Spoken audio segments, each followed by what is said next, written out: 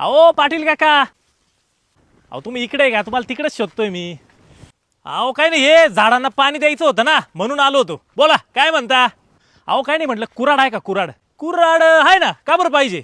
अहो काय नाही, ते माझ्या दुकानासमोर एक झाड झालंय, रस्त्यावरून दुकानच दिसत नाही माझं, धंदाच होईना. म्हटलं झाड तोडून टाकू, म्हणजे कसं जरा धंदा बिंदा होईल, लोकांना दिसेल. असं गरमी लईच वाढली आहे ना. अहो हा ना, हे बघा 3-4 दिवस उष्णतेची लाट सांगितली. बरं काय पाणी बिणी देऊ का? अहो नाही नाही, आता झाडाखाली थांबलो होतो ना, रस पिऊन आलो मी. काही नाही. बरं पोरं सोरं बरं आहे ना सगळे? हा पोरांचं काही नाही, त्यांना घरासमोर एका झाडाखाली मस्त झोका बांधून दिलाय, दिवसभर त्या सावलीत खेळत असता. यांचं काय. बरं बरं बरं, तुमची गाडी कुठे लावली? गाडी त्या तिकडे लावली झाडाखाली सावलीत. आणि कुऱ्हाड कशाला पाहिजे? ते झाड तोडायचंय ना. काय राव, अहो या झाडांवर तर अख्खं आयुष्य चाललंय आपलं. अहो ही झाडं तोडायची नसता, झाडं राखायची असता. तुम्ही आज झाडं राखली तर उद्या झाडं तुम्हाला राखतील.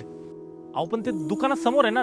अहो मग उलट त्या झाडाला खत पाणी घाला, त्याला वाढवा, म्हणजे त्याच्या सावलीत लोक थांबतील आणि तुमच्या दुकानाचा धंदा होईल. काय चालतंय, येतो काका.